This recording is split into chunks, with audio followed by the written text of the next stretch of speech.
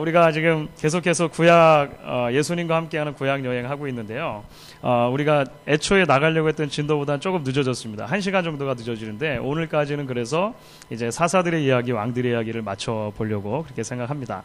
중요한 것은 사실 우리가 어떤 관점으로 구약 성경을 바라보느냐 하는 문제이죠. 그래서 우리가 계속해서 구약 성경 전체가 오실 예수님에 대한 이야기, 다시 말씀드리면 범죄한 세상을 향하신 하나님의 구속이 지금 이제 계속해서 펼쳐지고 있는데, 그 하나님의 구원의 계획이 어떻게 각 이스라엘의 역사를 통해서 또 단계를 통해서 펼쳐져 나가느냐라고 하는 것을 우리가 계속 살펴보는 것입니다. 우리가 그래서 이제 조금 익숙해지셨죠? 이 사진에 이제 이스라엘의 역사, 이 그림은 이스라엘 역사를 한번 조망해 볼 수 있는 그런 도표입니다. 그래서 이제 역사가 쭉 흘러갔고요. 우리가 지난주부터 살펴보는 부분들이 이 사사시대입니다. 아직 이스라엘이 왕이 없어서 왕국의 나라는 되지 못했지만 이렇게 12지파가 이렇게 얼기설기 얽혀 있는 상태에서 사사라고 하는 특별한 리더십을 통해서 이제 통치가 되어지는 상태입니다. 그 이후에 이제 오늘 우리가 살펴볼 부분들 계속해서 이제 어떻게 이스라엘에 처음으로 왕이 세워지게 되고 그 왕정이 그래서 이제 왕국이 어떻게 이제 그 역사가 흘러가게 되느냐라고 하는 부분들 이제 살펴보고, 그 왕국의 역사의 마지막이 어떻게 종착역이 되어지느냐, 이제 나라가 멸망하고 이제 포로로 잡혀가는 시기들이 있게 되는데요. 그런 모든 시기들을 통해서 하나님께서 과연 모든 역사 속에서 무엇을 기대하셨고 우리에게 이야기해 주시는 하나님의 구원의 메시지가 무엇인가, 그런 이야기들을 좀 해보도록 그렇게 하겠습니다. 사사기를 이전에 이제 잠시 살펴보았었습니다. 그래서 앞부분에 우리가 이제 사사기의 큰 그림을 조금 그려보고 서론과 결론 부분에 대해서 이야기를 했었는데요. 사실 사사기라고 하는 시대 자체가 좀 독특합니다. 거듭 말씀드리지만 사사기라고 하는 시대 자체가 이제 이스라엘 백성들이 가나안 땅에 들어가 가지고요, 이제 여호수아 시대를 통해서 이제 정복을 해나갔는데 그 이후의 이야기이거든요. 그런데 실제적으로 사사기를 딱 열어놓고 보면 사실 여호수아서에서 말한 것처럼 그 정복이라고 하는 게 완전히 한 번에 다 이루어졌다라기보다는 이제 물론 애초에 이 성공적인 정복이 있었지만 각 지파에 따라서는 굉장히 실패를 많이 했고, 그래서 결국 이스라엘 백성들이 쫓아내지 못한 가나안 백성들이 굉장히 많았고, 그래서 사사 시대는 그 가나안 백성들과 이제 같이 살면서 어떻게 이스라엘 백성들이 이 실패의 역사를 써가느냐, 그러니까 가나안 사람들처럼 돼가는 역사인 거죠. 그런 역사를 써가느냐 하는 얘기를 좀 나눴습니다. 그래서 사사기 2장 10절에 보시면 사사시대를 살았던 주역들이 어떤 사람들이냐 이렇게 설명하면서 이제 그 세대 사람들도 다 열조에게로 돌아갔고 그 후에 일어나 다른 세대는 여호와를 알지 못하며 여호와께서 이스라엘을 위하여 행하신 일도 알지 못하였더라. 그렇죠. 그러니까 여호수아 세대가 다 죽은 것입니다. 그리고 그 기억이 다 사라졌어요. 그래서 이제 새로운 세대가 생겨났는데 하나님을 알지 못하는 세대가 생겨났고, 결국은 그들 때문에 이제 사사기의 역사는 실패 역사들로 써간다라고 하는 것을 살펴봤습니다. 기억나시죠? 지난주에 이제 서론과 결론이 이렇게 연결이 되면서 특별히 우상의 문제, 그리고 내전의 문제, 그래서 마땅히 이스라엘 백성들이 가나안 백성들을 향해서 해야 되는 전쟁이 이제 거꾸로 되어져서 나중에 결론부에 가니까 베냐민 지파를, 그죠? 그래서 자신들 가운데 있었던 한 지파를 완전히 무너뜨리는 그런 결과가 있게 되어지고, 또 우상이 그 안에 있게 되어지고, 뭐 이런 걸 우리가 살펴봤습니다. 자, 좀 덥지 않으세요? 저는 수요일만 되면 왜 이렇게 덥죠? 조금만 온도. 예. 감사합니다. 제가 벗을까요? 그래도 이게 제가 예, 감사합니다. 이제 우리가 오늘 조금 더 이제 안쪽에 사사기 중에서 살펴보려고 하는 것은요, 우리가 사사기 하면 생각나는 이야기들이죠. 사사들의 이야기입니다. 그죠? 사실 우리는 사사기 하면 서론과 결론의 이야기들보다는 이 사사들의 이야기가 훨씬 우리에게 익숙합니다. 자, 그러면 그 사사들의 이야기가 그러면 어떻게 이제 그 흘러가고 있느냐라고 하는 것을 우리가 좀 살펴볼 필요가 있을 것 같습니다. 사실 사사기 안에 들어있는 사사들의 이야기를 쭉 살펴보시면은요, 이제 첫 번째 사사인 오니엘부터 시작해가지고 마지막 사사 삼손까지가 있습니다. 우리는 소위 대사사, 그러니까 이야기가 많이 기록되어 있는 사사들 6명 하고요, 소사사라고 하는 이야기가 아주 짧게 기록되어 있는 사사 6명, 이렇게 해서 12명의 사사가 사실은 소개가 돼요. 자, 오늘 뭐 다 설명하기 힘들고, 그런데 어떻게 주로 그 사사들의 이야기가 기록이 되느냐, 적어도 대사사의 이야기, 그러니까 이야기가 많이 기록되어져 있는 오니엘과 에훗이죠. 오니엘, 에훗, 그 다음에 드보라, 뭐 기드온, 입다, 삼손까지 6명입니다. 일정한 사이클을 가지고 기록이 되는 것을 볼 수가 있습니다. 여러분들 사사기 읽어보신 분이라면 기억이 나실 거예요. 처음에 사사들의 이야기가 시작할 때는 항상 이스라엘이 범죄한 이야기로 시작을 합니다. 그렇죠? 이스라엘 백성들이 하나님 앞에, 하나님의 눈앞에 범죄하였더라. 그렇게 되죠. 그러면 그 다음에 사사 이야기에서 드러나는 것은요, 징계에 대한 이야기가 나와요. 그렇죠? 징계는 대개 어떤 형태로 이루어집니까? 하나님께서 이스라엘 주변에 있었던 여러 민족들 중에 한 민족을 들어가지고 그 민족으로 하여금 이스라엘을 공격하게 하시는 거죠. 대개 뭐 미디안 사람들, 기드온 경우에, 그 다음에 블레셋, 그렇죠? 누구죠? 삼손 같은 경우에 블레셋 사람들 주로 이렇게 싸웠습니다. 압박이 너무 심한 거예요. 그래서 압제가 너무 심하니까 그러면 이제 어떤 일이 일어나게 됩니까? 여기 나오나요? 예. 그 다음에 이제 회개해요, 회개. 부르짖는 거죠. 하나님, 죽겠습니다. 살려주십시오. 하고 이스라엘 백성들이 이제 부르짖는 장면이 나옵니다. 그렇죠? 그러면 하나님께서는 그 부르짖음을 들으시고 누구를 세우시는 겁니까? 사사를 세우시는 겁니다. 그렇죠? 사사를 통해서 이스라엘 백성들을 구원해 주시죠. 그래서 뭐 여러 가지 방편들을 통해서 이제 구원을 하는 이야기들이 여러분들이 알고 계시는 사사기 이야기에 나오는 것입니다. 그 다음에 일정 기간 동안 평화가 찾아옵니다. 안식을 누리는 거죠. 그래서 적들의 손에서 평안해져 가지고 일정 기간, 이것이 때로는 뭐 짧게는 몇 년, 길게는 한 40년 정도까지도 길게 이렇게 이제 그 안정기를 누리게 되어집니다. 근데 문제가 있죠. 그렇게 평안한 시기를 지나고 나면 반드시 이스라엘이 또 범죄하게 되는 것입니다. 그러니까 사사기 이야기를 보시면 이 이야기가 계속 반복되는 것을 여러분 보시게 돼요. 한 사사가 일어나서 이스라엘을 구원하고 나서 평화가 찾아왔는데 거기서 그 평화가 계속 지속되지 않는다는 것입니다. 이스라엘 백성들이 또 범죄하는 것이죠. 자, 이렇게 사사기 이야기 안에 이제 그 사이클로 이렇게 돌아가는 이야기, 이게 이제 대략적으로 뭐 한 5개 정도 이런 큰 틀이 돌아간다고 볼 수가 있겠습니다. 동시에 사사기의 이야기들은 이렇게 똑같은 사이클이 이제 반복되는 것처럼 보이면서도 동시에 첫 사사 온니엘로부터 시작해서 마지막 삼손에 이르기까지 점차적으로 사사 자신에게서도 그렇고 이스라엘 전체에서도 그렇고 점점 더 타락하는 모습을 보여주게 됩니다. 그러니까 이렇게 사이클이 이런 모양이 아니고요. 그러니까 사이클이 하나씩 해가지고 똑같은 크기와 똑같은 그 강도로 죄를 짓고 뭐 이렇게 하는 것이 아니고 점차적으로 더 심해지는 거예요, 죄가. 그래서 학자들은 이렇게 얘기해요. 이 다운월드 스파이럴이라고 합니다. 아래로 향한 나선형이 있지 않습니까? 그래서 계속해서 더 많이 범죄하게 되는 모습을 우리가 발견하게 되는 것입니다. 예를 한번 들어볼게요. 첫 번째 사사는 온니엘입니다. 온니엘. 여러분들 온니엘이라고 하는 사사를 기억하시겠습니까? 기드온, 삼손은 기억이 잘 나죠.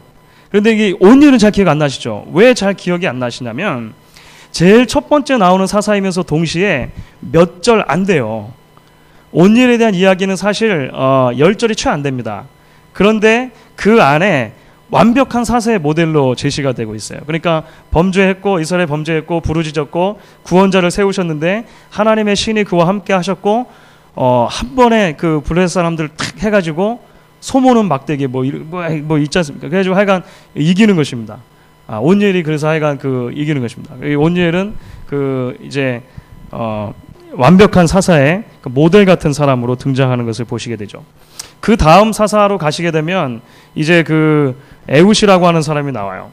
근데 이 사람은 나중에 보시면 아시겠지만 여러분들 가서 한번 읽어보십시오. 구원을 하긴 하는데 속임수를 써가지고 이스라엘 백성들을 구원합니다. 그러니까 그 자체에 대해서 이게 옳은가 옳지 않은가를 성경 자체가 일부러 이렇게 침묵하고 있어요. 뭔가 자꾸 여지를 남겨두는 것입니다. 그리고 이 에훗이 가지고 있는 여러 가지 한계들이 또 그 안에 나타나는 것을 볼 수가 있습니다. 드보라라고 하는 사사가 등장하죠. 사실은 바락이라고 하는 사람이 있었는데 그 사람이 그 사사의 역할을 감당해야 합니다, 사실. 그런데 그 바락 장군이 그 사사의 역할을 감당을 못해요. 그래가지고 결국은 이 여선지자였던 드보라가 사사 역할을 한꺼번에 같이 감당하는 것입니다. 그러니까 그 드보라 이야기를 또 읽어보시면 드보라 이야기에서는 남성의 리더십이 굉장히 약화되어 있는 모습을 보여주고 그 반면에 이제 여성의 리더십들이 굉장히 강하게 드러나는 모습을 보게 되어집니다. 결국 나중에 이제 이 쳐들어왔던 이 장군의 이름이 시스라라고 하는 장군이 있는데 그 시스라 장군이 나중에 죽임을 당하는 것도 한 여인 때문에 죽임을 당하죠. 그 야엘이라고 하는 그 여인이 자기 장막으로 시스라 장군을 끌어들이고 그 다음에 이렇게 우유 같은 거를 주죠. 그래서 이제 전쟁 치르고 피곤한데 우유 마시고 졸리니까 잤단 말이죠. 그때 야엘이 그 텐트 팩을 뽑고 망치를 가지고 그 시스라의 관자놀이에다가 망치로 이렇게 못을 박아서 팩을 박아서 죽이게 되는 거죠. 그런 이야기들이 나옵니다. 자, 여러분 기드온 이야기까지 가시게 되면요, 기드온에서는 좀 더 문제가 심각해집니다. 기드온은 사실 하나님의 부르심을 받고 사사로 지목을 받았음에도 불구하고 굉장히 소심하고 그 의심이 많은 모습을 보여줍니다. 그렇죠. 특별히 우리가 잘 알고 계시는 그 기드온의 양털 이야기 있지 않습니까? 여러분들 그 양털 이야기를 어떻게 이해하십니까? 사실은 그 양털 이야기를 우리도 이제 살다 보면 하나님 우리에게도 양털과 같은 기적을 허락하여 주시옵소서 하시고 이제 하나님 앞에 조건을 막 하시죠. 그렇게 기도하신 적이 또 있으시죠? 예. 그런데 사실요, 그 기드온이 양털을 가지고 하나님을 시험하는 것은 가나안적인 신앙의 한 단면이라고 사실 볼 수가 있습니다. 왜냐하면 사실 기드온에게 하나님께서는 이미 말씀을 통해서 약속을 주셨어요. 그 약속이 뭐냐면 미디안의 백성들을 가서 쳐라. 그러면 승리할 것이다 라고 하는 약속을 주신 것입니다. 그러면 기드온이 지금 해야 될 일은 뭐죠?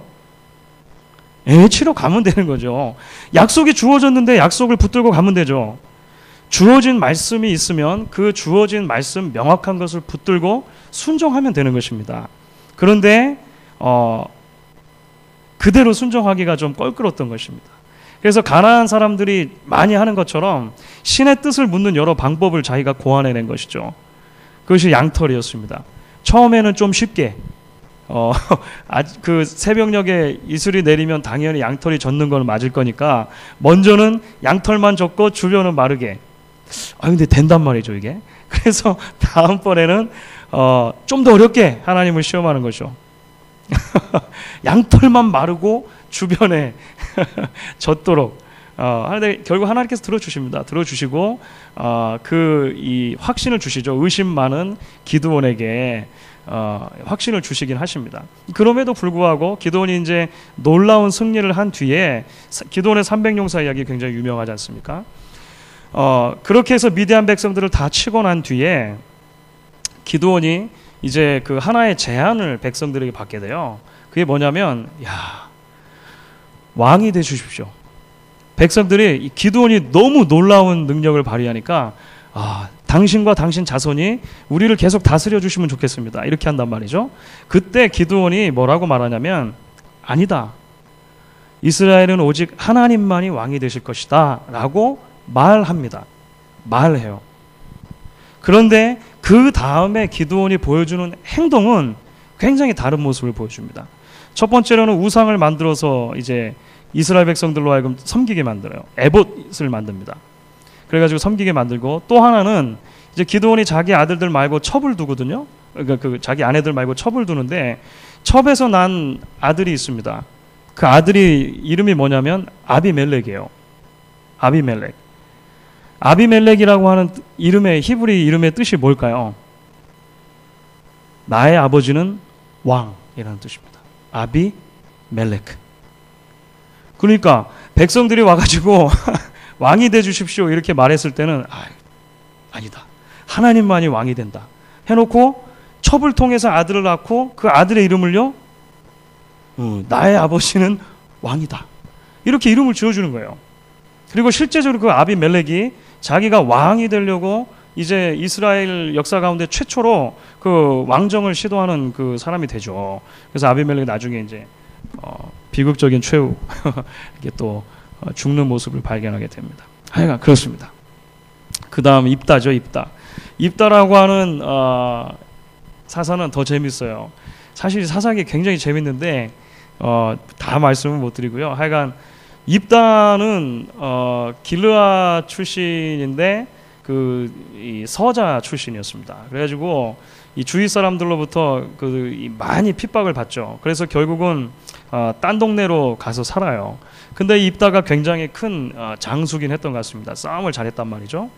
그래서 이스라엘 백성들이 이방의 침략을 받아서 어려웠을 때 길르앗 사람들이, 그러니까 길르앗의 원로들이죠, 장로들이 이제 함께 다 입다를 찾아갑니다. 결국.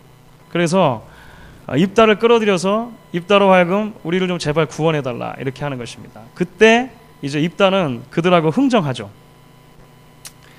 나를 머리를 시켜달라 이거죠.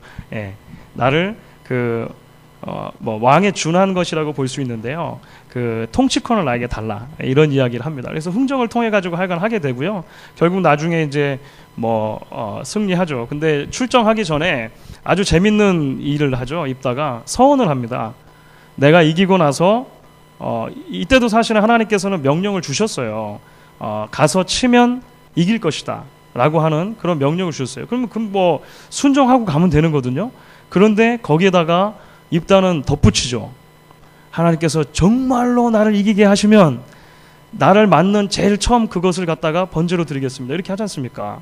결국은 자신의 딸이 자기를 제일 먼저 맞게 되어지고 결국 애꿎은 딸을 이제 번제로 드려야 되는 그런 상황이 생기게 되는 것입니다.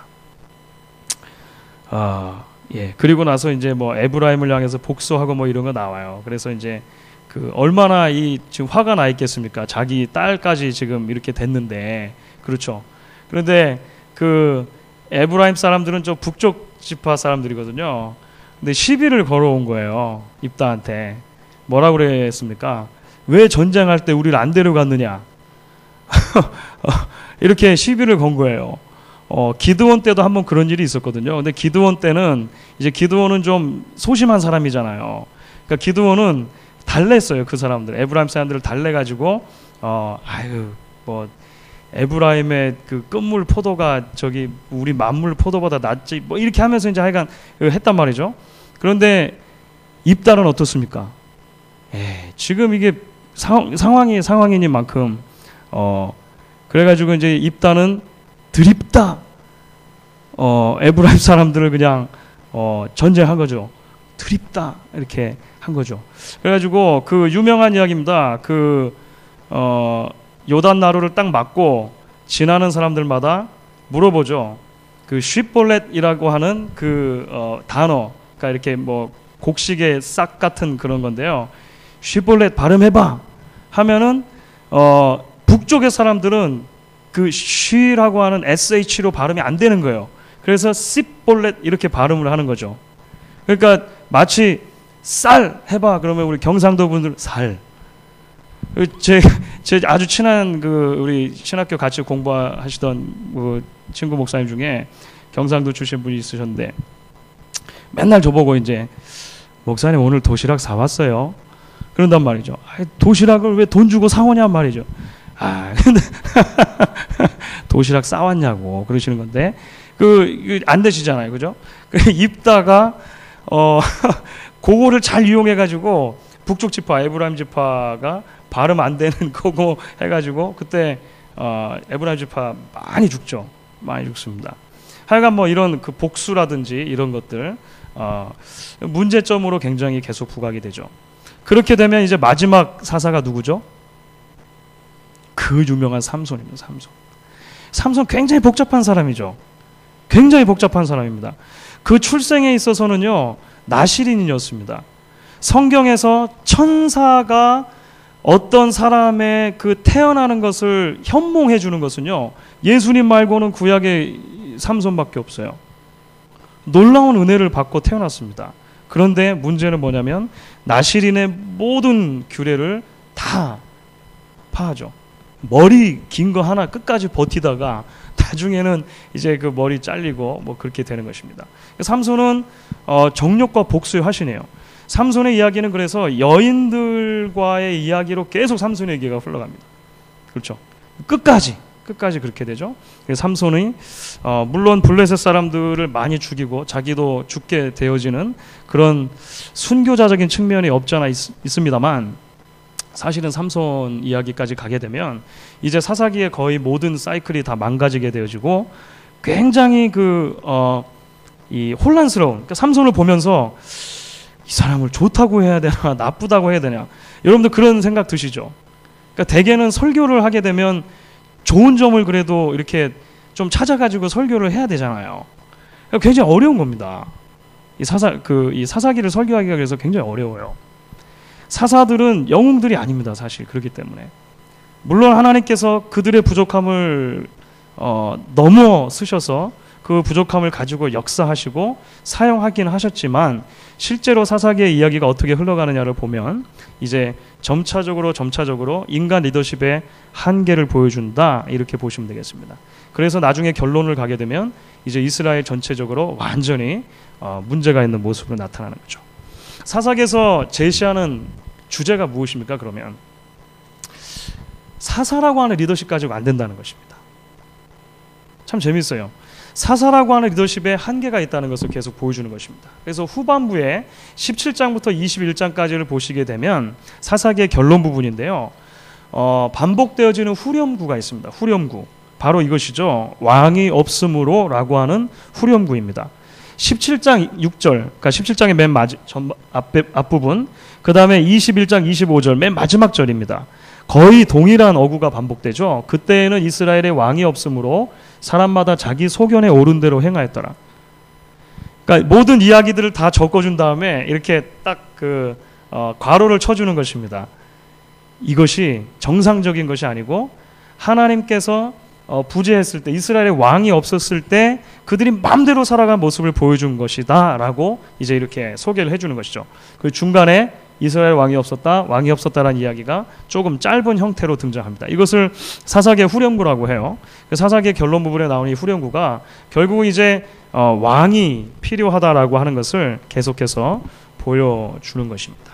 이제 그래서 그 이후에 나오는 이야기들은 어떻게 이스라엘 안에 이제 왕이 세워지느냐, 그리고 왕정으로 넘어가느냐 문제가 이제 남아있게 됩니다.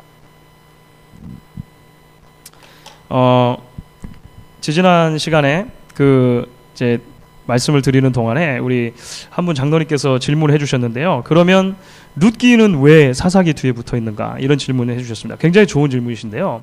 사실은 룻기의 중요성이 이제 여기서 드러나는 것입니다. 우리가 가지고 있는 성경에는 사사기 뒤에 룻기가 붙어 있죠. 룻기는 사사기라고 하는 이렇게 큰 시대 안에 자그마한 한 가족의 이야기입니다. 그렇죠. 그러니까 사사기라고 하는 이야기가 조금 포커스가 크다면 룻기 이야기는 포커스를 딱 한 가정으로 좁히는 거예요. 그래서 가정사를 가지고 들어오는데 그 가정사를 통해서 하나님께서 이스라엘을 향해서 그럼에도 불구하고 어떤 계획을 가지고 계시느냐라고 하는 것을 보여줍니다. 룻기 1장 1절 이렇게 시작합니다. 사사들이 치리하던 그 때에 그 땅에 흉년이 드니라. 그죠? 일단 시간적인 배경이 사사들이 치리하던 때라고 하는 것입니다. 그러니까 사사 시대인 거죠. 사사 시대 자체도 힘든데, 그렇죠? 우리가 그냥 사사 시대를 살아갔던 일반 백성이라고 생각해 보십시오. 그러니까 사사 시대를 살고 있다는 것 자체가 굉장히 힘든 시대를 살아가고 있는 것입니다. 그런데 그 땅에 흉년까지 든 것이죠. 기근까지 든 것입니다. 그래서 하여간 이제 엘리멜렉이라고 하는 한 집안에 이제 그 일들을 계속 다뤄주게 되죠.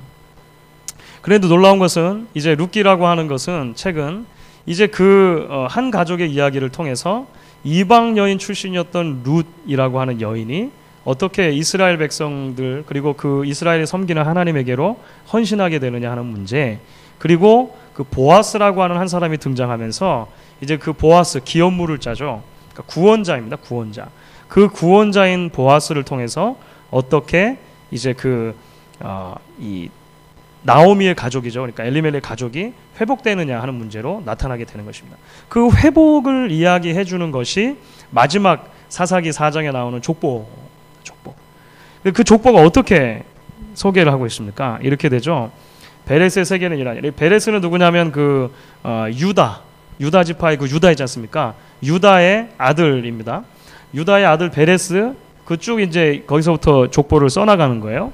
베레스의 족보는 이러하니라. 베레스는 헤스론을 낳았고 헤스론은 람을 낳았고 람은 아비나답을 낳았고 아미나답은 나손을 낳았고 나손은 살몬을 낳았고 살몬은 보아스를 낳았고 보아스는 오벳을 낳았고 오벳은 이세를 낳고 이세는 다윗을 낳았다. 이렇게 되는 거죠.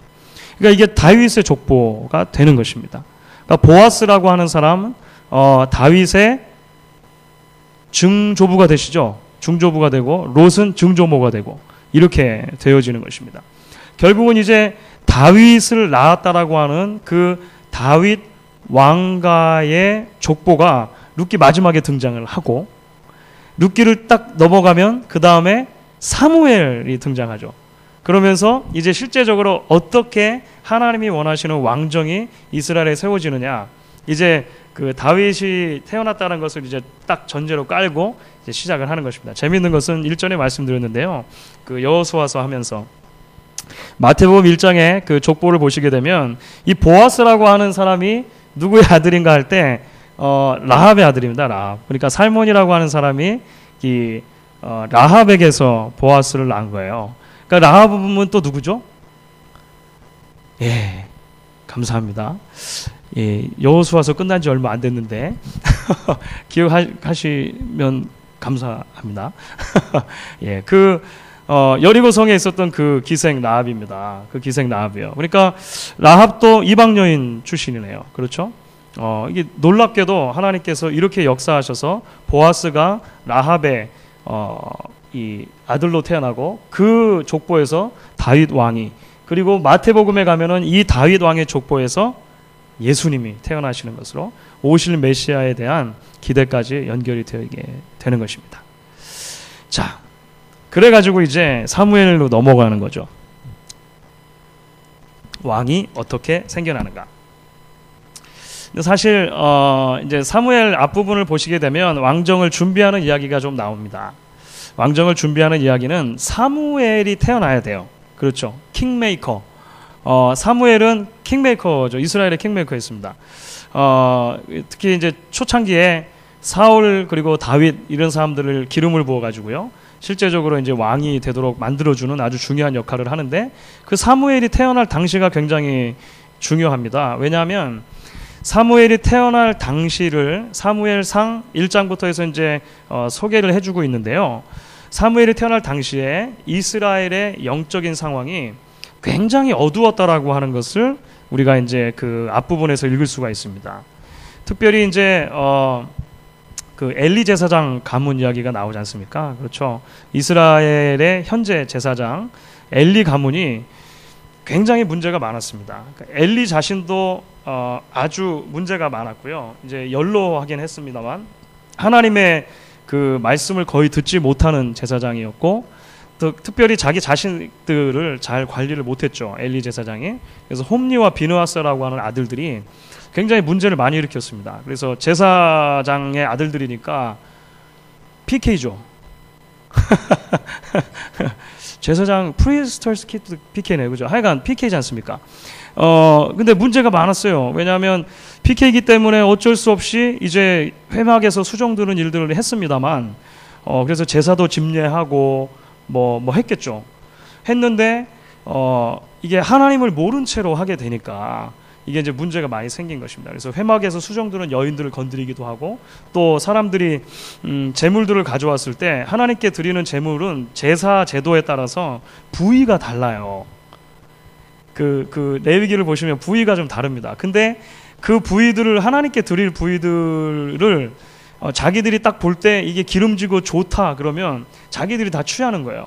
그리고 하나님께 드리는 제물들은 찌끄레기 이런 거 이렇게 하고 그래서 뭐 이렇게 한 것입니다. 그리고 고기 삶으면 갈고리 같은 거로 푹 찔러가지고 좋은 거 막 가져가고 뭐 이렇게 했단 말이죠.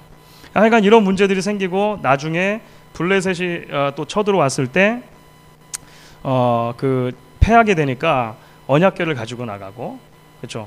그래서 우리가 지는 걸 보니까 이게 언약궤가 없어서 그런가 보다.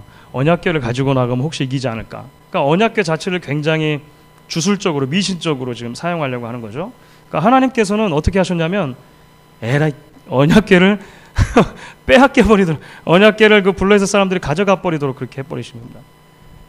그렇죠. 그래서 그 말을 듣고 충격을 받아가지고 엘리 제사장은 뚱뚱한 사람이었는데 그 이야기 듣고 홈리와 비느하스 아들 죽었다. 그 다음에 언약궤 뺏겼다. 이런 이야기를 듣고 그 의자에서 넘어져가지고 목뼈가 부러져서 죽죠. 그 소식을 듣고 이제 비느하스의 아내가 만삭이었는데요.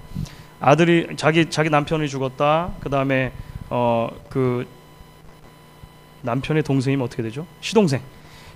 시동생도 죽었다. 전쟁에서 여호와의 궤는 뺏겼다. 시아버지도 돌아가셨다. 이런 일련의 소식들을 막 들으니까 너무너무 정신이 없었던 것입니다. 그러면서 갑작스럽게 진통을 하고 아이를 낳죠. 아이를 조산하고서 죽어갑니다. 죽어가면서 그 아이의 이름을 그 비느하스의 아내가 붙여줘요. 그 이름이 뭐죠? 이가봇이라고 하는 이름을 붙여줍니다. 이가봇. 이카보드입니다. 그게 뭐냐면 영광이 없다라는 뜻이 돼요. 카보드는 영광이고 이 하면 노라고 우리가 붙일 수 있습니다. 그러니까 영광이 없다. 이스라엘의 하나님의 영광이 이제 떠났다. 하나님이 더 이상 우리와 함께 하시지 않는다라고 하는 이제 그 말하자면 그 시대의 상을 그대로 보여주는 것이죠. 그 가운데 구별된 한 사람인 사무엘이 태어나는 것입니다. 그렇죠. 사무엘은 그래서 엘리와 엘리 제사장 가문하고 완전히 비교되는 사람으로 나타나요. 그 사무엘이 하나님의 말씀을 어려서부터 듣고 그 말씀대로 순종하고 하나님의 백성들이 이제 섬기는 장면이 나오게 됩니다. 사무엘이 장성해서 이스라엘을 계속 다스리는 도중 가운데 이제 왕을 세워지는 일이 나타나게 되는 거죠. 자, 사무엘상 8장부터 12장까지가 이제 그래서 왕을 세워달라, 그 다음에 왕을 어떻게 세우느냐 이런 문제가 등장합니다. 사무엘상 8장 4절부터 5절입니다. 이스라엘 모든 장로가 모여 라마에 있는 사무엘에게 나아가서 그에게 이르되 보소서 당신은 늙고 당신의 아들들은 당신의 행위를 따르지 아니하니 열방과 같이 왕을 세워 우리를 다스리게 하소서. 왕을 구합니다. 열방과 같이 우리에게 왕을 세워 우리를 다스리게 하소서라고 왕을 구해요. 그런데 하나님께서 이것을 별로 기뻐하지 않으셨습니다. 1차적으로는 사무엘이 기뻐하지 않아요. 먼저 이렇게 말하죠. 사무엘이 이제 서운했습니다. 우리에게 왕을 주어 우리를 다스리게 하라 한 것을 사무엘이 기뻐하지 아니하여 여호와께 기도하매 여호와께서 사무엘에게 이르시되 백성이 내게 한 말을 다 들으라. 그들이 너를 버림이 아니요 나를 버려 자기들의 왕이 되지 못하게 하였다. 사무엘이 먼저 굉장히 서운했던 것 같아요. 그래가지고 하나님 앞에 기도한 거죠. 하나님, 세상에 왕을 달라고 하네요. 이렇게 기도했어요. 그랬는데 억울하고 서운해하는 사무엘에게 하나님 말씀하시기를 괜찮다. 왕을 세워줘라. 선지자인 또는 사사인 너 사무엘을 버린 것이 아니고 나 하나님을 지금 버린 것이다. 세워줘라. 이렇게 이야기를 하시는 것입니다. 자, 그러면 여러분 우리는 이런 질문을 하게 됩니다. 사실 신명기를 보시면은요, 신명기는 이제 이스라엘 백성들이 앞으로 가나안에 들어가서 어떻게 살아가야 하느냐라고 하는 것을 보여주는 거거든요. 신명기에 보면 뭐 성소법이라든지 이런 것도 있습니다만 신명기 17장에 왕에 대한 규례가 나와요. 그러니까 앞으로 가나안 땅에 들어가서 왕을 세우거든 이렇게 세워라라고 하나님께서 왕에 대한 규례를 신명기에 이미 주셨습니다. 자, 그러면 하나님께서는 이미 가나안 땅에 이스라엘 백성 들어갔을 때 언젠가는 왕을 세우고 왕정이 성립될 것이라는 것을 아셨다는 것이죠. 그렇습니까? 그렇지 않습니까? 이거 오랜만에 하는데요. 그렇죠. 하나님께서 이미 왕정이 세워질 것을 아시고 기대하셨단 말이죠. 그런데 왜 정작 이스라엘 백성들이 왕을 세워달라고 했을 때는 하나님이 이렇게 서운해 하셨냐는 것입니다. 문제는 왕정 자체에 문제가 있는 것이 아니고 이스라엘 백성들이 지금 왕을 세워달라고 한 동기에 문제가 있는 것입니다. 좀 전에 보신 것처럼 열방과 같이 우리에게 왕을 세워주시옵소서. 그러니까 이스라엘 백성들의 왕정은 사실 독특합니다. 독특해요. 왜냐하면 왕이 있음에도 불구하고 그 왕 위에 절대적인 왕인 하나님께서 계시다라고 하는 사실을 이스라엘 왕정에서는 잊으면 절대 안 되는 거예요. 그런데 이미 이스라엘 백성들 마음속에 생긴 것은 뭐냐면 우리에게도 열방과 같은 왕이 필요합니다. 우리를 전쟁에 데리고 나가서 이겨주고 우리를 통치해주고 우리를 다스려줄 왕, 눈에 보이는 왕이 필요합니다. 이렇게 말한 거예요. 눈에 보이지 않는 왕 하나님 섬기고 사는 게 이제 힘듭니다.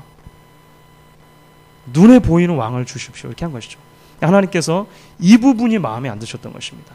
그래서 하나님께서는 언젠가는 왕이 세워져야 되니까 왕을 세워주시되 그 왕정에 대한 규례를 덧붙여서 주시는 것입니다. 그럼 왕을 세우는 거 좋다. 그렇다면 앞으로 어떻게 그 왕과 백성들이 행동을 해야 할 것이냐라고 하는 이스라엘의 왕정의 독특한 부분, 그 부분을 이야기를 해주시는 것이죠. 그게 바로 사무엘상 12장부터 나오는 것입니다. 같이 한번 읽겠습니다. 우리 요거 그 13절부터 15절까지는요 같이 한번 읽겠습니다. 이제 너희의 구한 왕, 너희의 택한 왕을 보라. 여호와께서 너희 위에 왕을 세우셨느니라.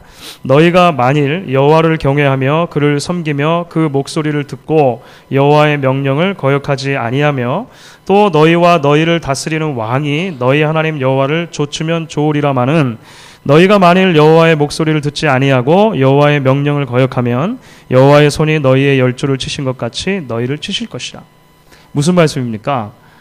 왕을 세워주겠다, 왕이 여러분들을 다스리도록 해주겠다 얘기를 했는데요, 만일이라고 하는 단서를 덧붙이시는 것입니다. 만일 왕과 백성들이 절대적인 왕이신 하나님을 경외한다면 이 왕정이 계속 잘 돌아갈 것이다. 하지만 하나님을 섬기지 않는다면 문제가 생길 것이다 라고 하는 것에 대해서 이야기를 해주고 있는 것이다. 실제적으로 신명기 17장을 아까 언급을 해드렸는데요. 실제적으로 신명기 17장에서도 사실 왕에 대해서 말할 때 왕에 대한 규례가 많이 있었습니다. 뭐 이런 거죠. 들어가서 왕을 세울 뜻이 나거든 반드시 내 하나님 여호와의 택하신 왕을 세워라 라는 그런 조건. 그리고 이방인 중에서 하지 말고 내 형제 중에서 유대인 중에서 왕을 뽑아라 뭐 이렇게 하시고, 그 다음에 그 왕된 자는 어떻게 해야 되느냐, 말을 많이 두지 마라. 이게 무슨 말일까요?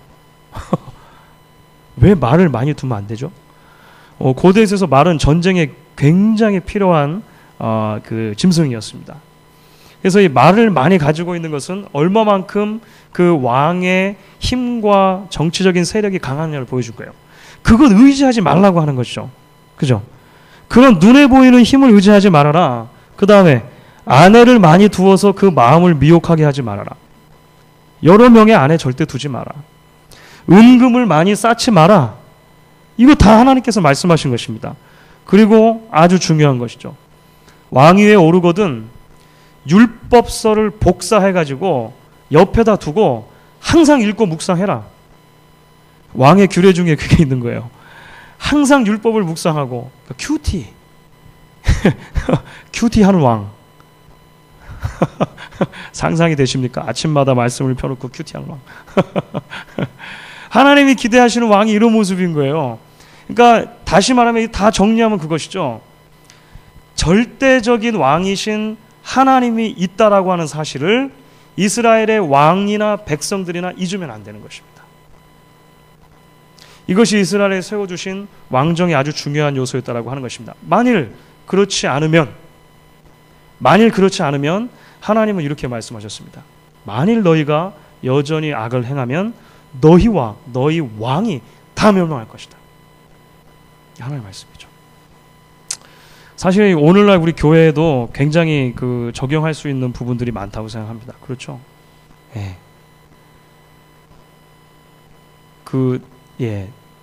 이제 목양교회 새로운 목사가 부임했지 않습니까?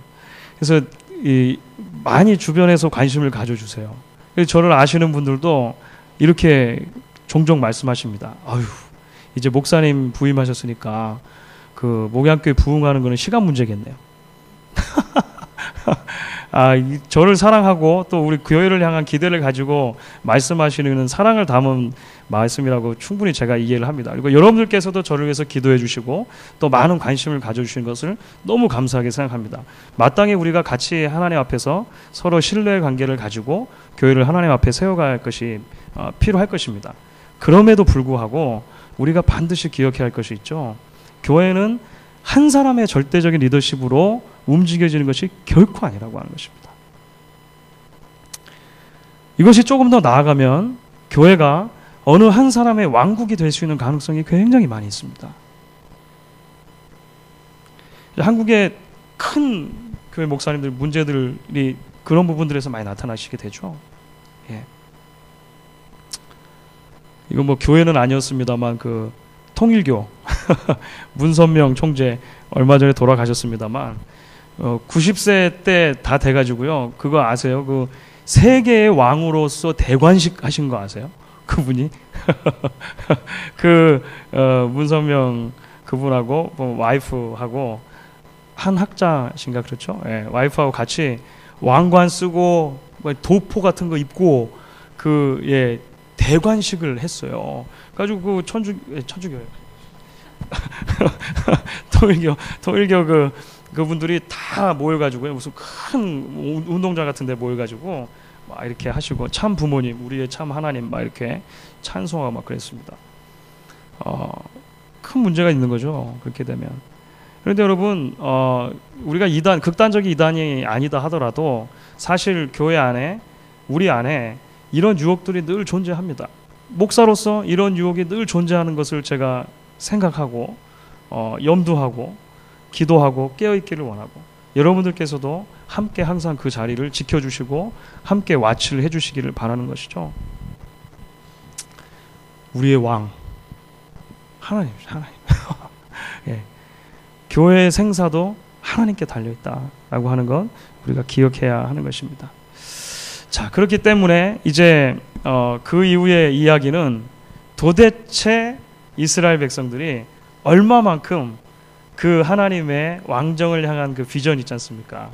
하나님을 참 하나님으로 모시고 왕이 존재하고 백성이 존재하는 이것을 잘 지켜나가느냐 안 지켜나가느냐 문제로 사무엘 이제 나머지 이야기 11개의 나머지 이야기까지 사실 연결이 되게 돼요.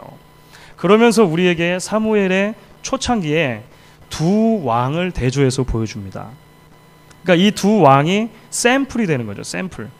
그러니까 마치 여호수아를 보시게 되면 여호수아서에서 여리고성의 전투 이야기와 아이성의 전투 이야기가 가나안에서 해야 되는 전쟁의 두 샘플로 등장하지 않습니까? 바른 전쟁, 잘못된 전쟁.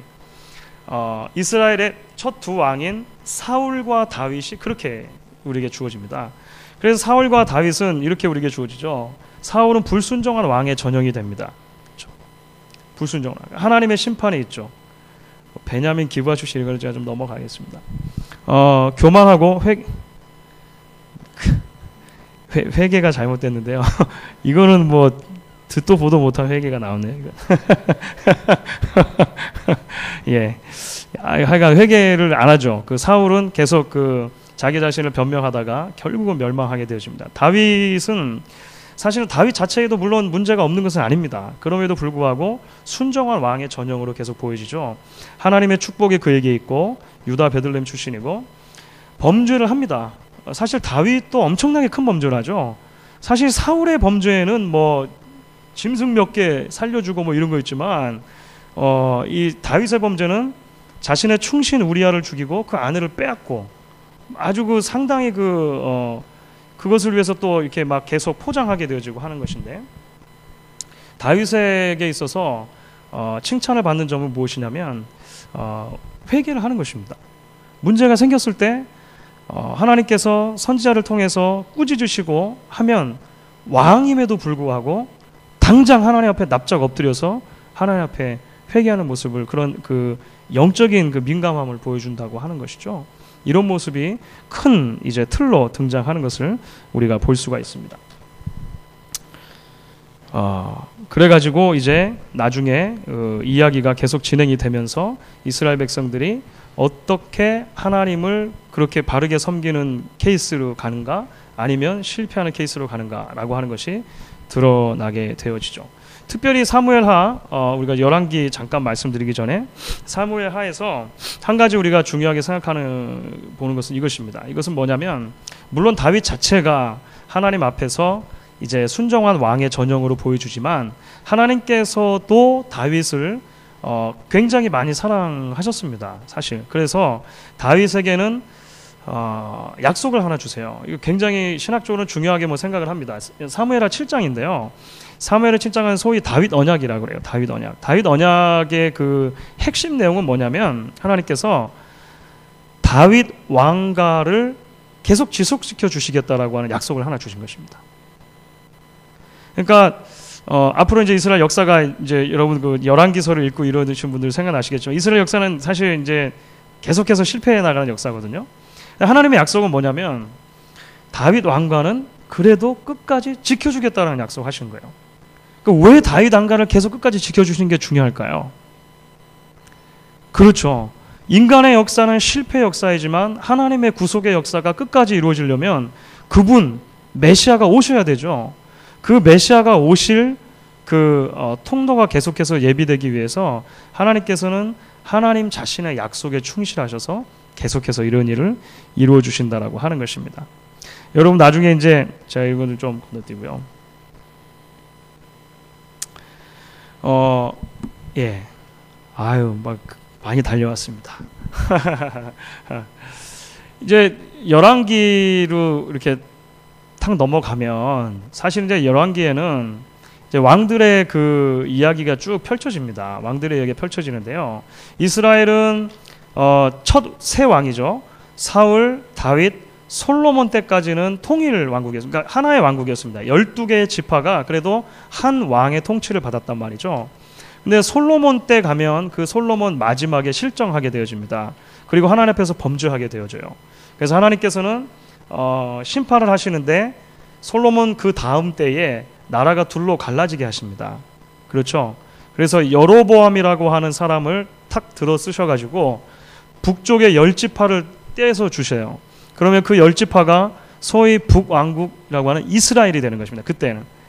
그리고 남쪽에 남아있는 그 두 지파를 하나로, 그 유다 지파하고 베냐민 지파인데요. 요걸 묶어가지고 요것을 남왕국 유다라고 합니다. 그러니까 이제 그 성경을 읽으시다 보면 사실 조금 혼돈스러우실 때가 있으시죠. 어쩔 때는 전체가 다 이스라엘이었다가 어쩔 때는 북쪽만 이스라엘이라고 했다가 또 남쪽은 또 유다라고 했다가 또 전체를 또 유대 사람들이라고 했다가 막 헷갈리는데, 사실은 좀 쉽지는 않습니다만, 이게 큰 틀을 좀 머리에 가지고 계시면 좀 좋긴 한데요. 하여간 그렇습니다.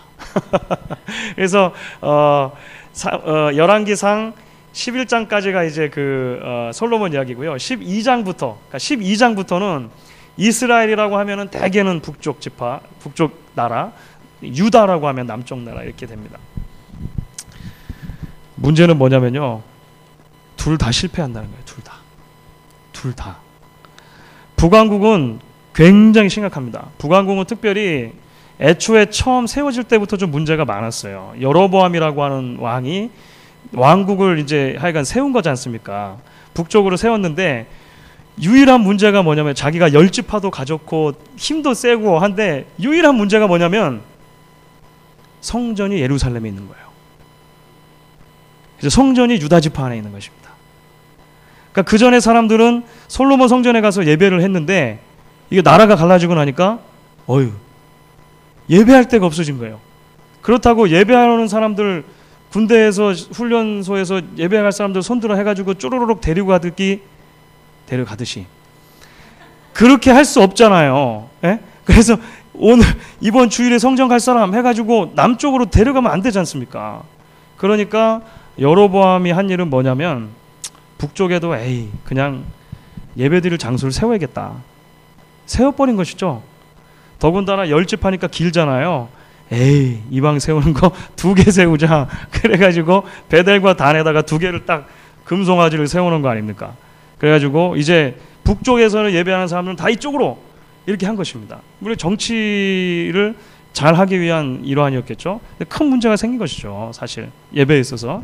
그래서 이제 그 뒤로 계속 실패하고 범죄하게 돼요.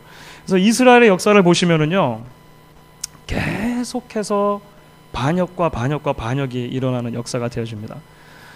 북쪽 이스라엘은요, BC 722년에 이제 아수르 제국에서 멸망하는데요. 멸망할 때까지, 그러니까 왕조라고 하는 것은 역성혁명이죠. 그러니까 그 왕조가 갈리는 거는 그 왕의 아들이 자연스럽게 물려받는 것이 아니고 누군가가 이제 반란을 일으키는 것입니다. 북왕국의 왕조가 몇 개나 세워질까요? 9개. 굉장히 많이 바뀐 겁니다. 굉장히 많이 바뀌어요. 그러니까 그 나눠드린 것 중에 여러분들 그 부록이 있는데요. 여러분들 부록을 보시면 요거 있지 않습니까? 이스라엘과 유다의 왕, 그리고 선지자들. 여러분들 왼쪽에 나오는 것이 왕조의 번호입니다.